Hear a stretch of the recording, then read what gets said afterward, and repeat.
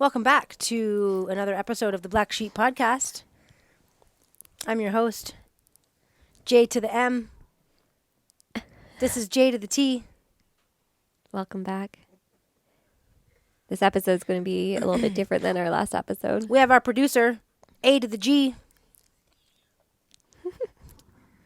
Yeah, I guess it'll be different. They're always different. Yeah, I mean, when we are talking about episodes, we're always just thinking about what's relevant for people and relevant for us and what's kind of going on in the collective and what we think would be helpful for people to hear. And because we are the black sheep of our family and of society, we're always thinking outside the box and want to bring alternative messages for people to help them on their walk of life as well. So everything we talk about is from our own healing experiences, from our own lives, and we just speak from our own truth and share our own knowledge and wisdom. And so this episode is a little bit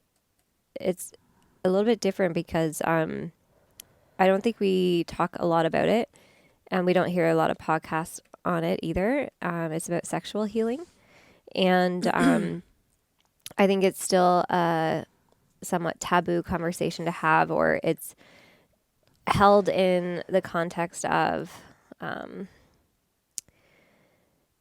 like programmed thinking around sex and sexuality, and not held in the context of sacredness. And when we talk about sexual healing, it's going to be focusing on bringing the sacredness back into making love and not just banging or fucking or right, like any of that. But this is also talking about sexuality in our daily life and not just sex. So that's why it is a big conversation, and it does come up in conversations a lot in counseling, but not as much as I anticipate, but I think it's going to come out more and more because I believe a lot of people that are on their healing walk are focusing on their root chakra first and feeling safe in their bodies. And sexual healing is the second chakra, which is in our reproductive organs. And we're doing a lot of sexual healing just in our daily relationships with people within ourselves, balancing our own masculine and feminine energy within ourselves, and then in our relationships. And I mean, we had a conversation with Ashley on one episode of the podcast, and we were talking about the polarizing and the balancing of the masculine and the feminine. And I think that was one of our most listened to episodes. Because it's so relevant in marriages, relationships in general. So I have several notes on this because we were going over this in one of my shamanic classes. But sexual healing in the medicine wheel, sexuality is in the center. So we have, the 4 different quadrants of physical healing, emotional, mental, spiritual, but sexuality is in the center. Because it's where all of our driving force energy is, like our creativity, our reproductive abilities is all through creation, and our sexual energy is what creates inspiration and gives us that drive to produce and make new things, whether it's content or art, or even children, right? There's so much sexual energy that we can be using in so many ways that many people don't know how to move. And there's so many blockages because of so many layers of programs around our sexuality. Mm-hmm. And I think about, growing up, we've been programmed, in the 90s to the 2000s with so much bombardment of sexual behavior in movies, TV, music videos. And I just remember the progression of this hyper-sexualized movement in the music industry. Think of Britney Spears' Hit Me One More Time. She's 14 years old. Yeah. in that fucking outfit, crawling around on the floor in a high school. And grown men are sexualizing her. Yeah. And that's us. Like, that's our Yeah. kind of... That's part of that program for men to idolize young women. And in that school uniform. So gross. Yeah. So and gross. and then they're idolizing that to young girls. That's what beauty is. That's what attractiveness is. That's what attracts your mate. That's what society wants you to be or to behave like. Like, these are deep program layers to our consciousness around how we're supposed to show up in the world. And I mean, even the porn industry has just created so much havoc on our conscious mind around what sex is, what sexuality is, what it is to be in an intimate relationship. And it's changed so many perspectives around how to behave and how to perform in a sexual act. Mm-hmm. Yeah, I'm a firm believer that sex isn't even real. Like, what we call sex, the act of sex, what we think it is, I don't even think that's real. Mm-hmm. I think it's so far skewed from its origins that 99% of people today don't even know how to have sex. I think the majority of people don't. And I'm one of them. And I feel like, I just feel like our whole entire biology around it is completely misguided. And essentially, all children, from the minute they start watching TV, are programmed, and the innocence is programmed out of them. And Yes. they're already being just thinking of themselves in incorrect ways. The innocence is programmed out of them. Yeah. It's absolutely true, because what is meant to be part of our sacred walk as a human is to have that beautiful exchange with somebody with love. Mm-hmm. And there's so much sexual encounters for people where people don't know each other's names. They're hooking up one night stands, meeting at a bar one night. And I mean, so much alcohol around drinking too, and so many substances around that exchange. And that's an exchange of DNA. You're exchanging energy with somebody. And so you're also taking on that other person, which you might not even know who they are. You're taking on their DNA, which holds their traumas, holds their pain, holds all who they are in your body. Yeah, I think that instead of wasting the lives and times of children today, teaching them all of this garbage, think about all the crap that they're learning, all the confusing LGBTQ rhetoric that they're experiencing, when we could be addressing it in such a different way, a non-creepy, pedophilic way, non-groomer way, where we could teach them about respecting themselves and cherishing themselves. And again, this is kind of like the Catholic. This is kind of why I'm pro-Catholic right now with our daughter, because she's in Catholic school and they are learning about chastity. And I just think that's such a special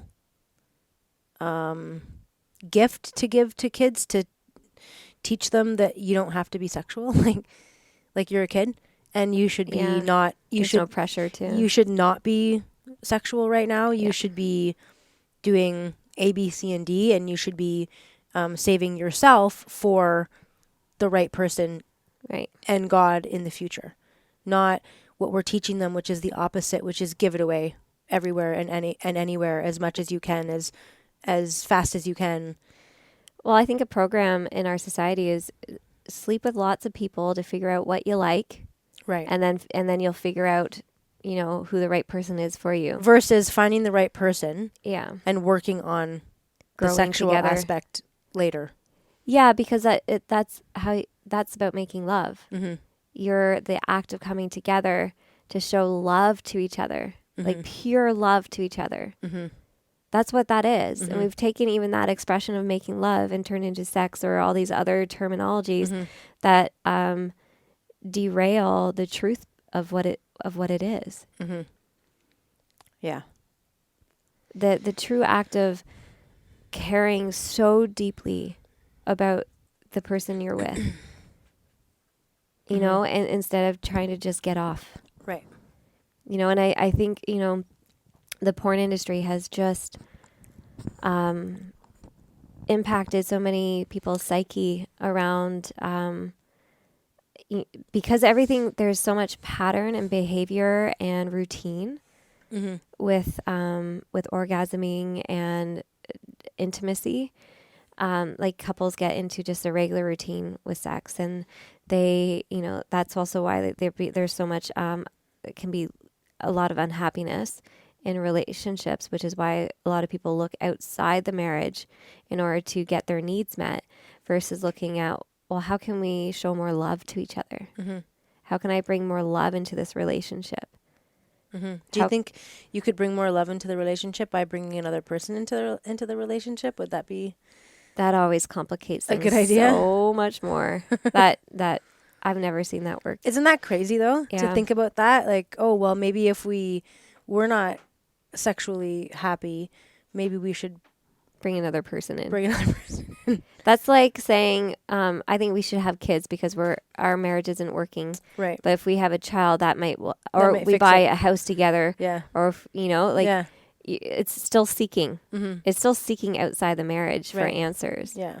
Versus looking at the spouse and saying, how can I show you more love? How can I show Right. myself more love, Right. more respect, more care, more attentiveness? Mm-hmm. Yeah. It's fascinating. Isn't it? Yeah. Because it's actually pretty simple, Mm-hmm. right? People complicate things all the time. Well, we're bombarded with distractions Yeah, true. in our society. We're bombarded with, hey, try this. Have you looked at, Right. or, poly, or you should Right. maybe the answer's over here. Well, and then the other, and then ad sex stores, which are like a whole other topic of conversation. That's like a whole other episode on its own. But if you think about that, the normalizing of really sexual dysfunction, like sexual paraphernalia, mm-hmm. like the normalizing it Yeah. of it in our, because it used Yeah. to be you couldn't see any of that before. They had the stores blacked out, but now it's on display. There's It's crazy. sex conferences. There's, there's buses expos that drive by with in the area that we live. Like in London, there's like the Stag Shop, and it's all over the city buses. And I can remember, even the radio. The radio, the ads on the radio, and they talk about, and I can remember Avalon asking, "What's that?" And it's just like, oh my God, like this is so brutal that a kid has to. Why should a kid have to drive by a bus or hear an ad on a radio and be like confused or feel awkward? That's just so weird to me that we've come, like you can't say shit on the radio, but you can have pornography advertised on the radio. Yeah, that's messed Right. up. And then the other tough point that I have is it's not all LGBTQ, but to be honest, like let's face it, most of the LGBTQ community is obsessed with those stores. Because obviously you don't have a penis, so if you're a lesbian and you're needing one, perhaps, which you don't, but maybe some people do, and that's fine. And I'm not here to judge anybody for what they do, but I just find it fascinating that you're now, if you're a lesbian, you have to go to that store. Right. And you have to get these things because that's what sex is for a lesbian. It's a strap on. You understand what I'm saying? Yeah. It made me actually think about gay men because a friend of mine is gay, and he had he would use, I forget what they're called. I think they're called poppers or something like that. And basically, it would alter your state of consciousness when being intimate to make the orgasm more wow. But it was like, it alters your state, right? And it's all about the orgasm and not much the connection. Right. And there's so much of that, especially in the gay community, like with like Grinder and Men and stuff like that. But I think in general, all relationships, it's about that end result rather than the connection. Mm-hmm. The connection is where you're exchanging your souls with each other. You are exchanging mind, body, soul with somebody. And when the intention is on that love versus getting off, the outcome of the experience is going to be different. Mm-hmm. But again, we are habitual creatures, and so it becomes patterns. Mm-hmm. And we become very habitual in making love. And that leads down a path of needing more intensity in order to have that same experience. Mm-hmm. Similar to like drugs, similar to alcohol. If you're drinking regularly and you need more than one drink to feel it, right? Or if you need more painkillers because you've built tolerance, you look for something that's more intense, more extreme, more stimulating. Right. And it's the same thing for sex. It's the same pattern. Mm-hmm. It's the same coping pattern. Yeah. And that's the other thing I read a lot too, is that the more you indulge, the more your need intensifies. Yeah. Which is why there's so much sexual deviance in the world today, because we're just being exposed to so much more than we used to. And so the brain is seeking more and more and more and more. Yeah. And it's kind of fucked up, really. Yeah, and that's the porn industry. Right? Like the more intensity of like brutality and well, it almost is. It's kind of scary. It's kind of scary to say that, but I'm so sorry. It's okay. But I can remember someone that I knew that was having sex for the first time and asking me, is this normal? And I was like, to basically be hit. And I was like, no, no, I don't think that that's normal. And I think that you should run. Yeah. Because if you're walking away from a sexual encounter and you have bruises all over you, that's not love. I don't think that that's something that's healthy. And I think you should run away very fast. That's not love. And I'm kind of horrified by that. That kind of really shook me. I was like, wow, that's fucking... Well, I think, for a lot of people, they learn how to have sex through pornography. And especially men, young men. Like, that was a great example of how he's probably learned unhealthy ways of how to treat a woman through that industry. Yeah. And I think it's wonderful that there's so many men now that are giving that up. Yeah. It's like breaking an addiction. Yeah. I think that's true. I think I'm hearing a lot of that too. Yeah. I'm hearing a lot of guys. I listen to more men on podcasts than women. And a lot of them are talking about that. Yeah. How they're not indulging in that anymore. Yeah. Yeah. It's almost like, so taking that away, you're deprogramming yourself from those old habits. And you're essentially relearning how to be intimate with somebody that you love. Yeah. And so this relearning is part of how we heal all of our sexual wounds. Because there's so much in making love and orgasming, you're coming to these higher states of consciousness. And when they are surrounded by shame, guilt, like those shadowy, darker places that we can feel in connection to them, it distorts the truth of it. Right. Because there's so much, I think the biggest wound in our collective is our sexual wound. Oh, absolutely. Because it's directly Absolutely. connected with shame, and shame is the lowest emotional vibration we feel. It's that need to hide, to be, to feel shameful, to pull away, to keep it secret, right? And when we're in those shameful places, we're not in states of love, Right. right? And so our sexual wound is so intertwined with shame. Right. And part of, sexual healing means learning how to be in your body fully, how to love your body fully, not perform, and to be fully loving of the body that you're with, to show full respect and admiration and care for yourself and for the person that you're making love to. Yeah. It's honestly, it's the deepest wound in our collective. And, I think we've seen a lot of women going through their great awakening and their healing journey. Now we're starting to see the men going through it now, which is, so we're balancing, right? We'll be balancing the masculine and feminine energies of the world.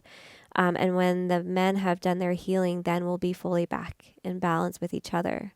And then that's when we'll be healthy in intimacy again. Or maybe for the first time ever. Yeah. That's interesting. Yeah, so I think that we'll be healing that before 2030. Oh, wow. Before 2030. Yeah, because I think over the next couple of years, like women took, 4 years. We're still doing our work, obviously, but the majority of women have been doing some really profound, deep healing work over the past 4 years. Men will be going over the next few. Yeah, I see what you mean, because it was And like the then- women and mothers that really stood up and That's woke right. up during COVID. Absolutely. Yeah. And we didn't have our protectors with us yet. Right. Yeah, you're right. A lot of marriages broke up over that. Yeah. A lot of men just weren't quite on board Right. to make those big shifts. We had a lot of women that were like, "Let's go, That were leading let's the do pack. something," and then their Yeah. husbands were like, Yeah, and so there's that imbalance, right? And so what I'm seeing is more men coming out for healing work now, and that's going to be transpiring over the next little bit, because it takes time for us to do our work, right? We do a little bit of healing at a time, so we can let it integrate, and then we expand again. And so it's like these different layers we're working on. And so as the men do more of their own healing work, learning to start to step into their alpha energy, their protector, their fierceness, they can hold space for women. They can hold space for all the big feels for women. Right. Right. And women can fully and wholeheartedly rely on them to look after them, to know that they have their back. Right. So then we'll be back into balance with the energies.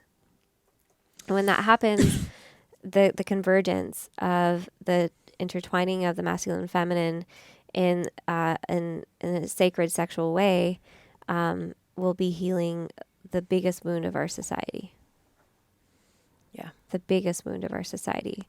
And that, my hope is that there'll be less affairs, there'll be less sleeping around, there'll be less sexual trauma, there'll be less unhealthy relationships because of that. Well, I hope so. I hope so, because the numbers don't look good right now.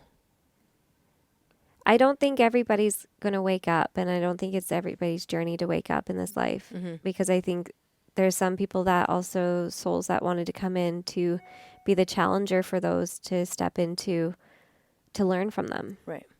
Right? To learn compassion, to learn their own strength, to learn patience, to learn to surrender, to learn to trust. Like anybody who, that has family members that aren't awake, and you're walking this path of the black sheep of the family, you're you're here to learn how to be the mirror. Mm-hmm. You're learning all the reflections of them on how to embody all those qualities that you want to see in the world. Right? Because we can't wake others up. We can only hold compassion and watch how we choose to respond to the agitation that that can bring on. Right. There's just so many lessons in mirror work, because everybody's a reflection of our own wounds. Even this episode can be highly triggering. Mm-hmm. Okay, this conversation can be highly triggering because it's bringing out like the shame wound Mm-hmm. around sexuality. Yeah. Even there's probably many people that will skip over this episode because I don't want to hear it. Right. Because they're not ready. Right. We're only ready to hear certain messages when we've hit that place of healing, that we can align with that vibration. Mm-hmm. That's true. Right? Yeah. That's so true. So somebody might listen to several of our episodes and then skip this one, do more healing work, and in a year's time they'll be like, okay, now I'm ready. Mm-hmm. And then they'll be able to listen and take away the messages they needed to receive from it. Yeah. That's okay. That's all part of it. Right? There's certain things that in my life, in my walk, that I've just not been able to hear yet until I'm ready. It's like when the student's ready, the teacher appears. Right. The triggers are teachers for us too, because, having these conversations brings to light those parts of us that we've kept in the shadows, the parts of us that we are uncomfortable with, the parts of us that would rather avoid or procrastinate or ignore. But the truth is that those are the parts that need so much more light brought in and so much more understanding. And when we hit that place of curiosity, we're at least open and ready to receive new Mm-hmm. information that changes our story, that has kept us in those states of avoidance. Mm-hmm. Healing, healing in this way, sexual healing requires, just like everything, effort. Mm-hmm. It requires so much effort to try to do things different, to develop self-awareness, to practice more care and attention and more love and respect. Because it's the ultimate union, it means that we have to have done so much work within ourselves to say, I'm going to show up fully. I'm going to show up fully 100% in this union, in this exchange for both of us. Mm-hmm. And so many people will be gone in their head, thinking about other things and not present. Mm-hmm. And that's why, living mindfully and being present and always bringing your mind back to this moment is part of that process.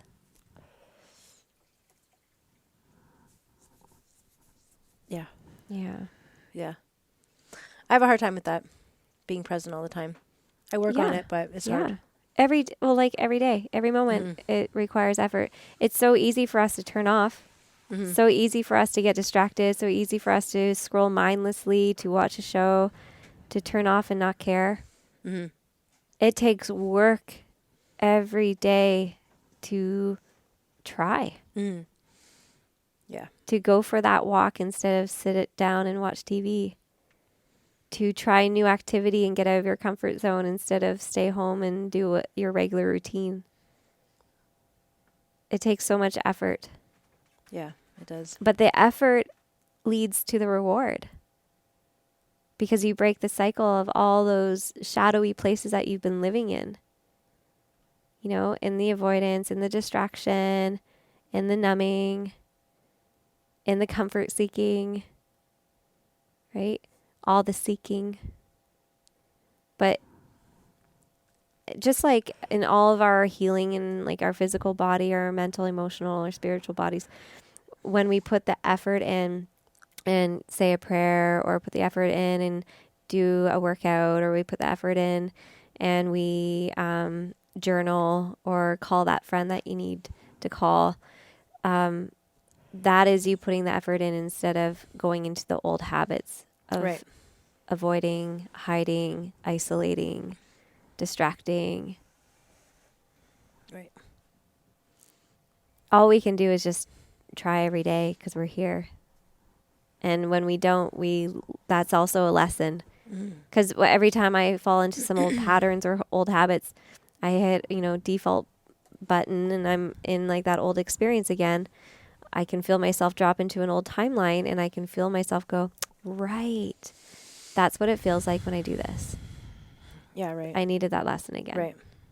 Right. So there's no shame. And when we default into old coping, there's no shame.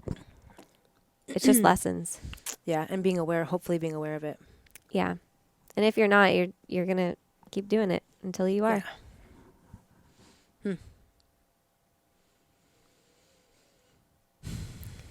Jess, I even think us healing that the trauma wound, the sexual trauma wound too, it's so intergenerational because there's so much shame in it for the generations before us, right? Like the having the sex talk and, I didn't really get that. It was like, here's birth control. So you got that? Here's birth control? Well, it's mostly because I went into surgery like shortly after getting my period and like that. So there was so much reproductive trauma, and they put me on birth control like pretty well right after to regulate my hormones. But I experienced menopause like right after. Right. Yeah.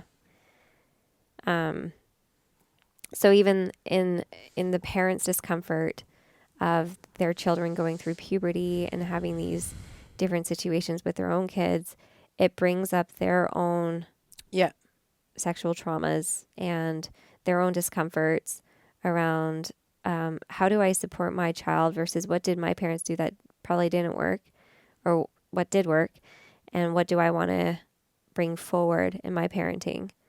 And we talk a lot about it around like how can we support what is the most sacred way of teaching instead of what society has told us to teach. Right. So there's so much unlearning that has to happen in that. And then us sitting in like, well, what resonates as truthful and the best, right? Instead of, responding out of fear or worry and parenting in that way versus responding from our heart and trust and what's the best place. Does it go against what we've been taught? Probably. Right. Or what society has told us to do? Probably.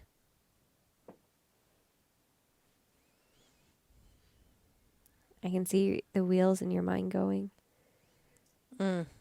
Well, yeah, this isn't the next a topic that I have that I feel like I have an expertise in that I want to talk about. To be honest with you, that you don't have a lot of expertise. Yeah, so I'm just listening to you. I think, but that's part of this experience, right? That's part of this share is that it's still part of our journey, right? And I mean, more of the work that I do in shamanic healing, the more that I'm learning about how much armoring there is, and just being naked, how much discomfort that brings for people, because that is fully de-armored. Right. And as people's reactions to cover their parts, right? That's shame. There's so much shame there.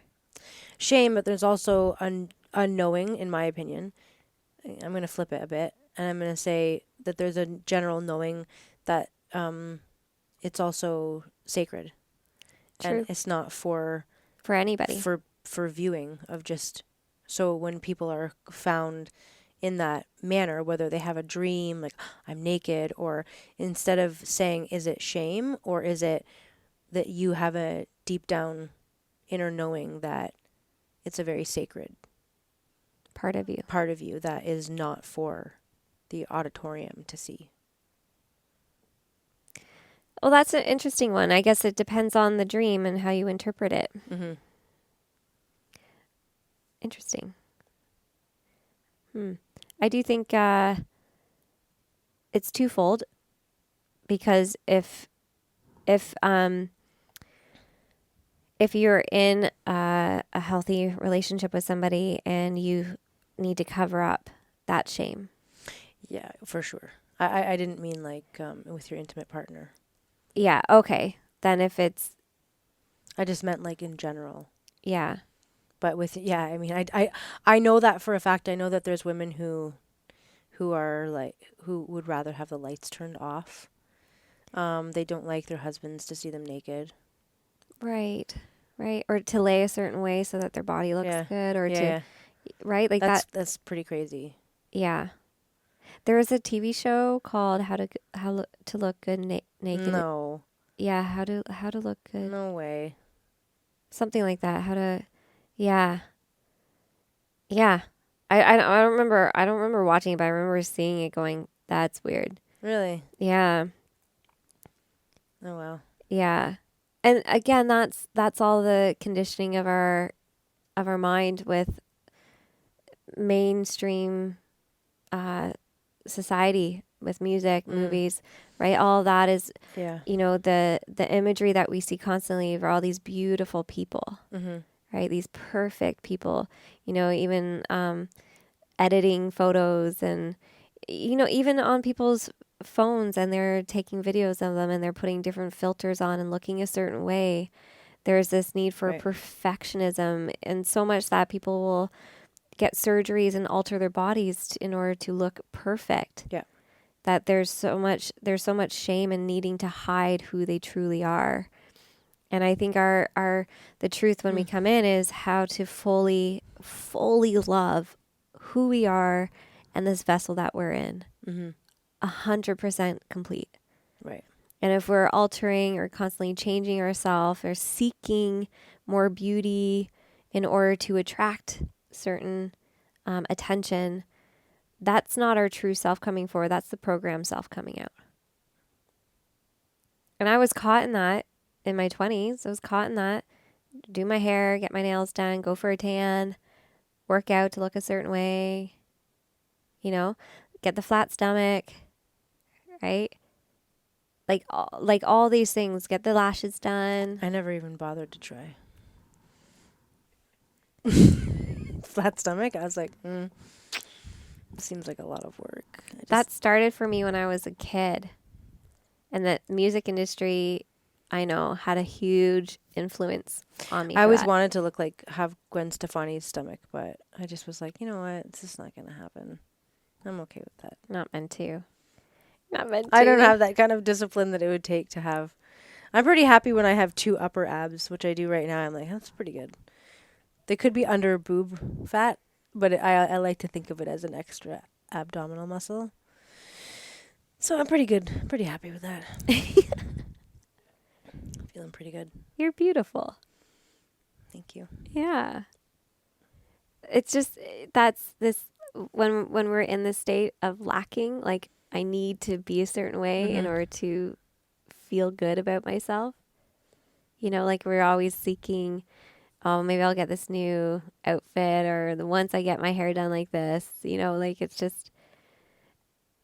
just interesting how much we put pressure on our external image versus understanding that it's a reflection of our insides. And when we're talking about making love and intimacy, it's not the external we're exchanging only. It's all of us. Mind, body, soul. Yeah. And I think, when we look at intimacy, people don't look at it that way.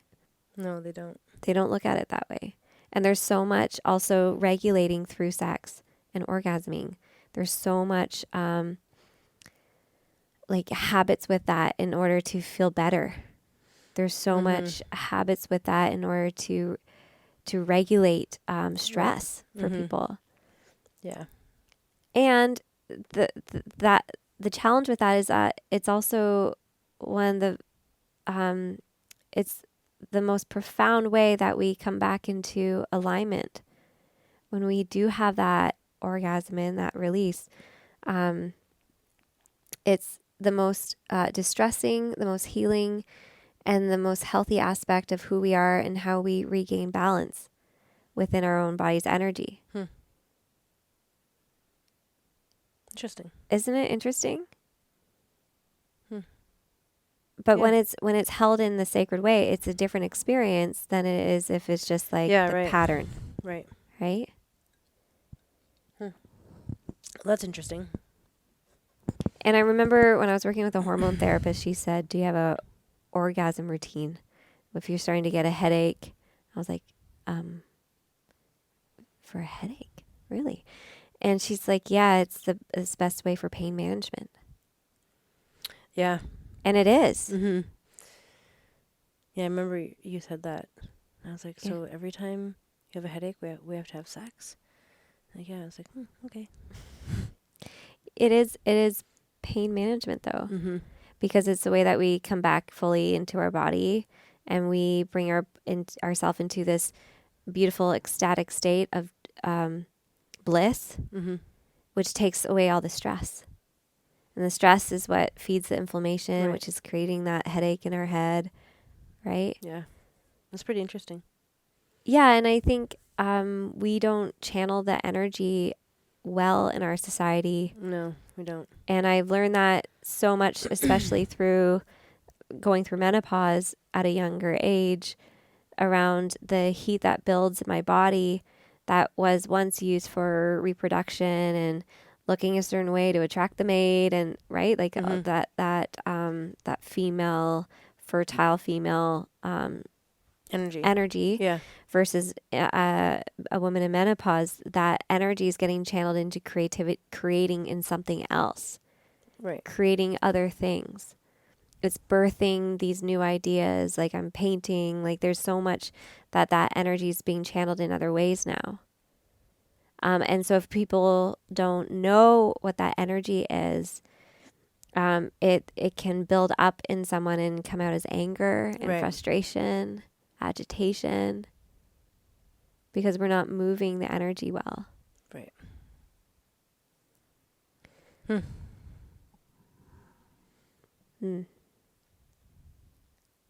What else is on your little... Oh, pathologizing sexual disorders.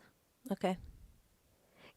Because in shamanism, we look at everything from the spiritual lens, and that every dis-ease, dysfunction, disorder is all a state of imbalance.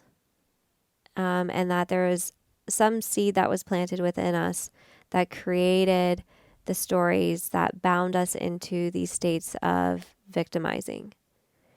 And just like any disorder, sexual disorders, it's the same thing. It's a state of imbalance where we've taken on the label and as identified as that label to say that there's something wrong with me. Mm-hmm. And I've accepted that Yeah. there's something wrong with Mm-hmm. me. And therefore, I need this medication. Right. I need this person to help me. Mm-hmm. Right? So you're always disempowered over your journey, your life, when you've accepted that pathologizing. And there's so many sexual disorders, like Viagra, there's so much medication, there's testosterone. If you're having an unhealthy sex life with your spouse, take testosterone, it'll boost your libido. Like there's versus looking at, well, what's actually happening in the relationship, instead of saying, oh, you just need more testosterone. Do you think it's possible that they could just need testosterone, or does there have to be something going on? There's always a root cause. What if the root cause is lack of testosterone? Why is there lacking testosterone? Why is there an imbalance? Why? I'm thinking of a particular situation that I know of, where there a heterosexual couple, weren't communicating well. They were getting all the things done to change their bodies and their image to look a certain way, to present themselves to society in a certain way. And there was lacking authenticity, lacking vulnerability, lacking connection between the two of them. And so they were always seeking outside of more injections, more of this, more Botox, more tanning, more of these things. So the answer then is I need more testosterone. They just kept adding layers to the disconnection. Example. I see. Mm-hmm. That's a good example. Okay. I thought I had you. No. Yeah, that's pretty interesting. Isn't it interesting? Yeah. She told me that. I was like, okay. I think there's always a root cause for imbalances. Mm-hmm. So when we start to tease apart and understand where it's coming from, we can rebuild the story with the truth, not based off of the pathologizing that you've been doing for years. Because that pattern of thinking, that pathologizing yourself, becomes a pattern, becomes your stories, becomes your lifestyle, becomes your friendships, becomes your relationships, becomes your job. And ultimately how you live becomes based off of that story that you've been building. And so when you start to unravel and start to deprogram yourself, in this healing walk, it comes out in layers, because you start to realize, oh my gosh, I've been doing that for so long. Oh my gosh, that's why I'm doing this. Oh, that's why I've been doing this.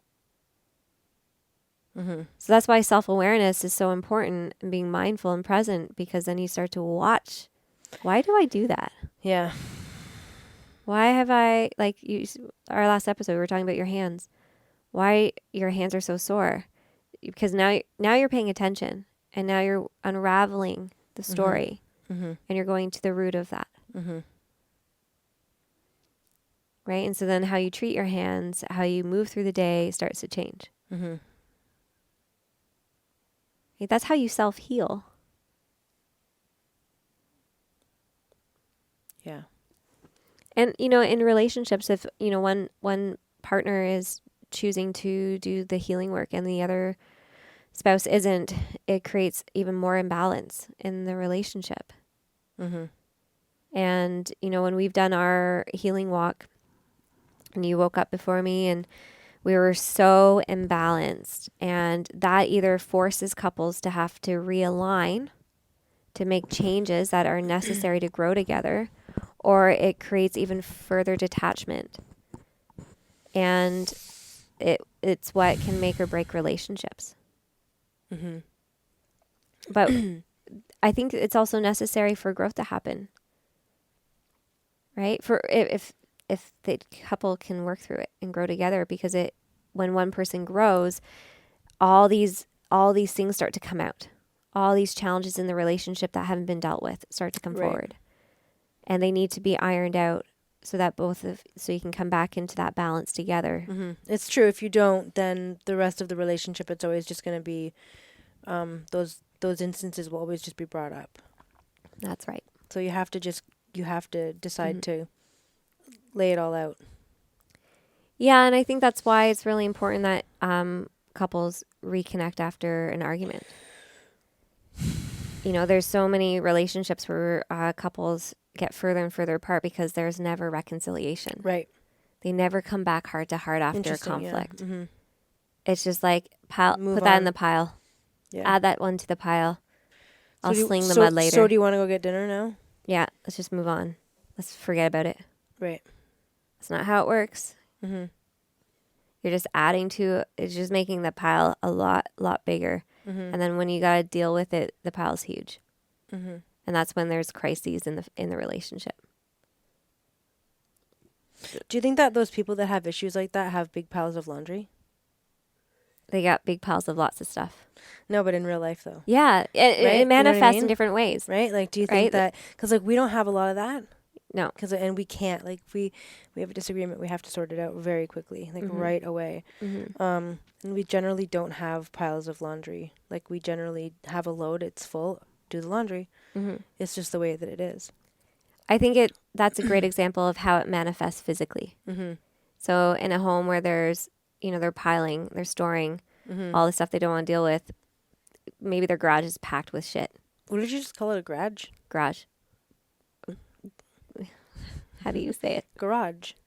Garage. Garage. Garage. Oh.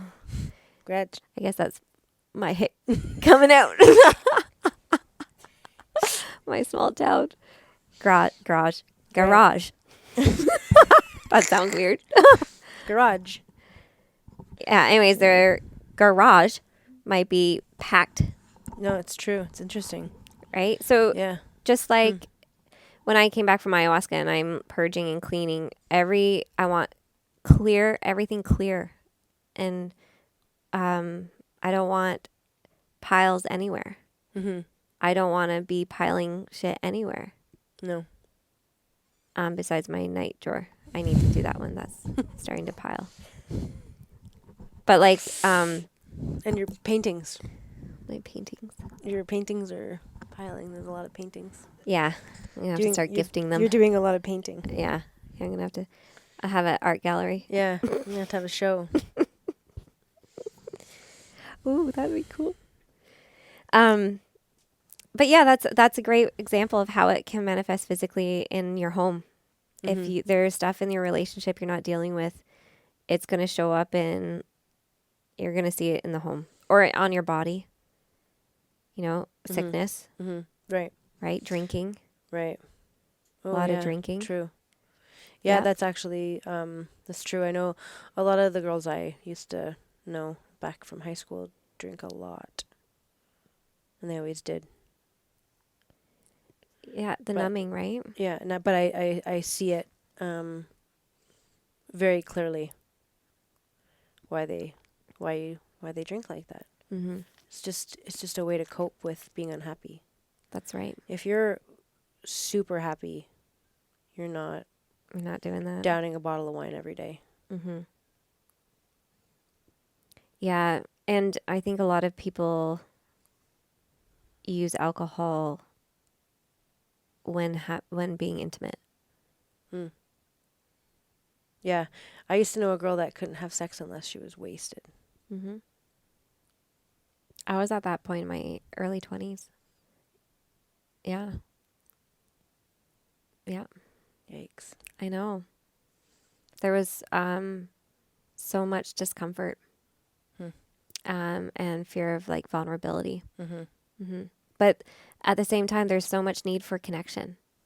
Right. There's so much desire, and that's our humanness, is that we long for connection. We long for that. Even if it's so wrong and feels so wrong that you have to be drunk to do it. Yeah. Well, because the coping patterns, those are just the unhealthy coping patterns to adapt to it. Yeah. Right? Until we bring in new ones. But yeah, and when you're drinking, it also lowers your vibration, right? It's like the spirit, like alcohol is called spirits, right? They extract spirit. So that's like when we see people drinking, like they're dimmer. Right. Their light's dimmer because a part of you is being extracted.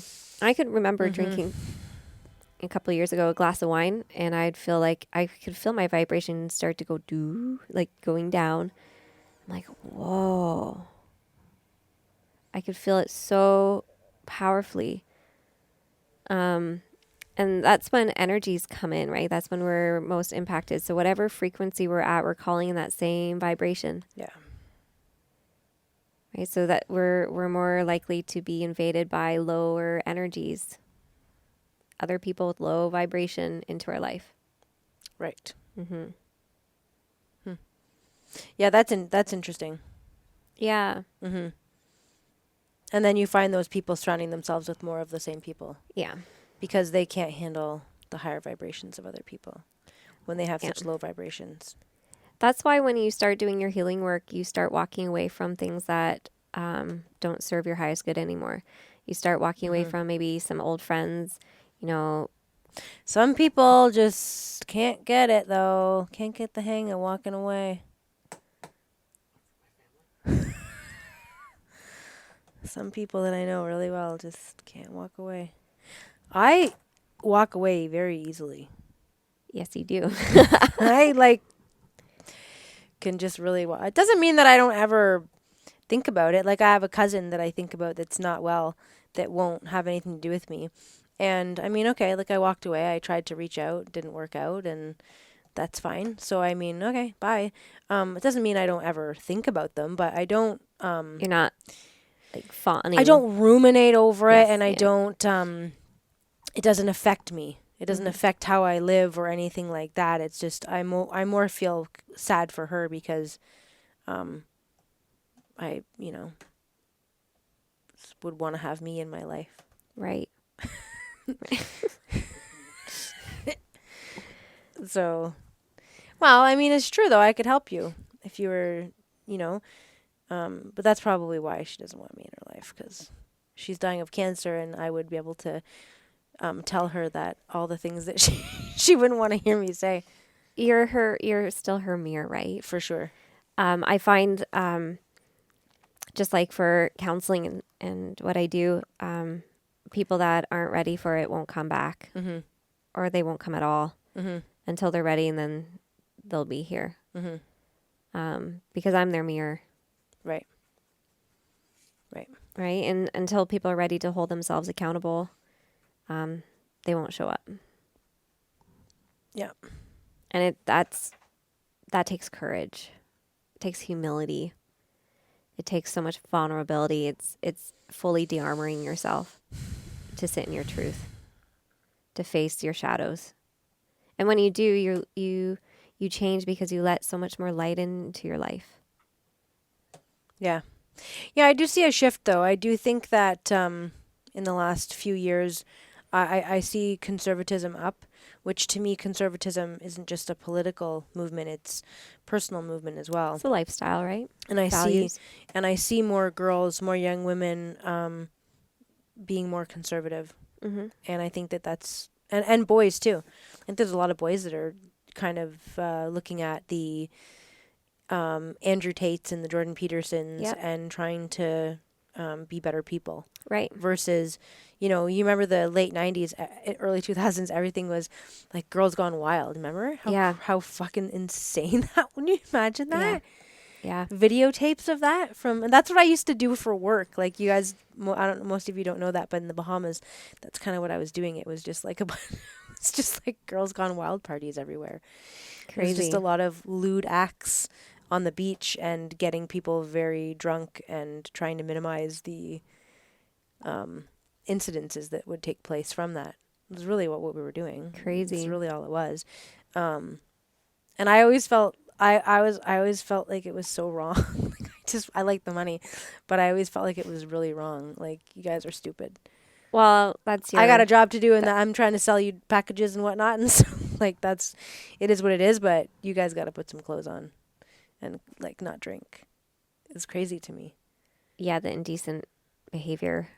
I mean, my perspective around it has changed so much. Like the more that I do my healing work, the more conservative I become. The more respectful to my body I become. Yeah. Even, Yeah. Yeah, I just think about like my 20s wearing bikinis, and now I'm very conservative because my body is sacred. My body is sacred, and I treat it that way. That's what I mean. I get like the sexual healing episode is uncomfortable for me in a lot of ways, but I think sexuality is uncomfortable for me.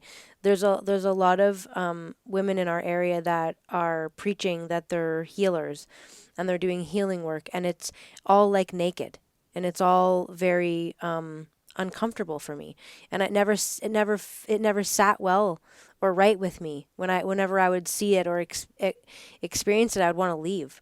I just thought that was so weird.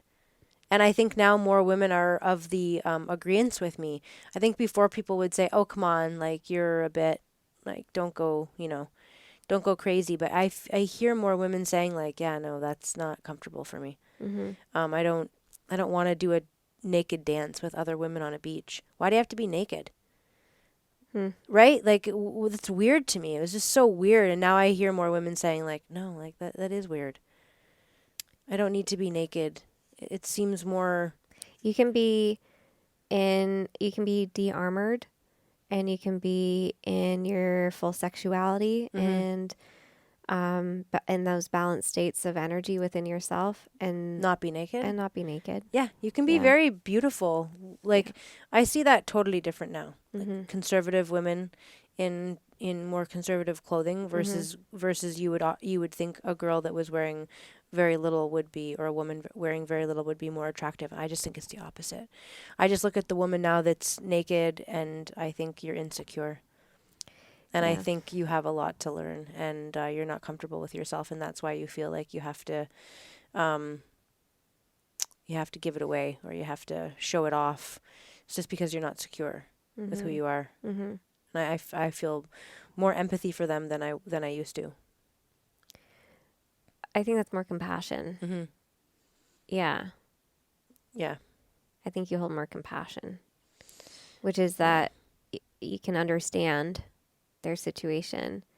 Well, I feel like 1 in 2 women has been abused or assaulted. So I feel like they're most likely women that have been abused and they don't know how to, they don't understand. They've been taught that their value is a sexual being, Right. not that their value is an intelligent, Right. bright individual that's creative and etc. Mm-hmm. It's that that's their place in this world is to be a sexual object. Mm-hmm. And Mm-hmm. so that's why you see women either put on a lot of weight and hide themselves or they take off all their clothes and they flaunt it. Generally women who are obese are, I think, from what I understand, are victims of abuse, and they put on a lot of weight because they don't want to be desired, so It's a way they to hide protect. themselves, Yeah, it's a right? form of But the protection. other way is going the opposite way of that, and that's to become the sexual being that you were objectified as. And those are two different boundaries. Mm-hmm. The one that flaunts is no boundaries, Mm-hmm. And they're both insecure. and they're both wounded. There's Yeah, wounds on both of sides. course. Yeah. The other one's so like puts so many boundaries up that they block out Right. anybody from coming in. Yeah. Right. So there's so much protection, or there's just so much openness and not knowing how to set boundaries and limits. Yeah. Um, and that's part of the sexual healing, is learning healthy boundaries, Mm-hmm. how to take care of yourself, when you need to say no, Mm-hmm. how to respect your body, Yeah. right? Mm-hmm. How to bring your guard down, keep your heart open. Yeah. Right. There's so many lessons in all of that. Either whichever direction people go with it. But sexual healing is a really tough wound because it requires so much effort to show up in your relationships and put effort into caring for your spouse just like you would care for yourself, Mm-hmm. with so much love and attentiveness. Yeah. Yeah. And this is, again, daily work, just like all other work that we do, of how we take care of ourselves every day. Mm-hmm. Right. But the rewards are sweet if you put the effort in. And I mean, again, I think over the next several years, we're going to see a lot more sexual healing taking place. I think big part of that right now for a lot of people is just learning to enjoy being present, learning to become more mindful in intimacy, learning to shift the language around sex to making love, Mm-hmm. finding ways to stay connected to your partner versus seeking outside of it. Yeah. Also, just enjoying, instead of, because even the word pleasure can bring so much shame, but even like pleasure of drinking my cacao and just sitting with my cacao and just receiving that, right? That's part of the practice of sacred sexuality, is sitting and letting yourself enjoy pleasure. Mm. And watching the stories that will come, that, shame or guilt, that has been so intricately tied to it for years. is just unlearning those patterns and just letting yourself receive. So there's a lot of de-armoring. There's a lot of presence. There's a lot of shifting of language. There's a lot of showing up differently, moving through the avoidance and the procrastination, putting the effort in, and a lot around boundaries and speaking up for yourself, right? So even speaking your truth, vocalizing yourself in intimacy. I think for a lot of women, there's a lot of fear around that because of what we've been programmed to behave as, and learning to speak our truth in making love is part of sexual healing, because it's showing when you speak your truth, you're honoring yourself. Mm-hmm. You're honoring your needs. You're holding to your own authenticity.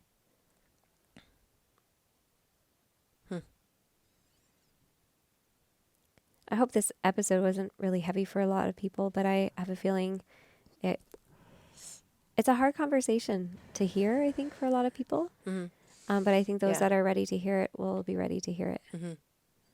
And those that aren't will come back to it later, maybe. Yeah, when they're ready. Yeah. Mm-hmm. Do you have any final thoughts on it? No, I don't. No? Actually. No? I'm actually not very comfortable in this conversation. I know. I appreciate you. I'm actually thrilled that it's over. If I'm being perfectly honest. I'm glad that you were open to it and that you're out of your comfort zone and engaged in it still, though, Jess, because that's part of healing for you too. Yeah. Yeah. And for me, even talking about it. Yeah. Definitely. Right? Because the more we talk about it, the more the shame goes. Yeah.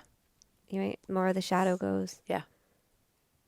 Because these are the conversations that are what help people with healing, not, watching more movies and getting more indoctrinated, right? Around that perpetuate those same stories that people have been stuck in with the pathologizing of those labels, or those identities that they have to maintain. Yeah. Well, I actually think that this is the design of the new world that we live in. I think that right from the get-go, sex was meant to be tainted. And I think for the last 150 years in the mainstream, but I think for the last few hundred years, it's been not used in the right way. Yeah. And so I do find it fascinating. Yeah, and I think it's going to keep changing because we're going to be going back to the truth of what it is, which is making love. Yeah.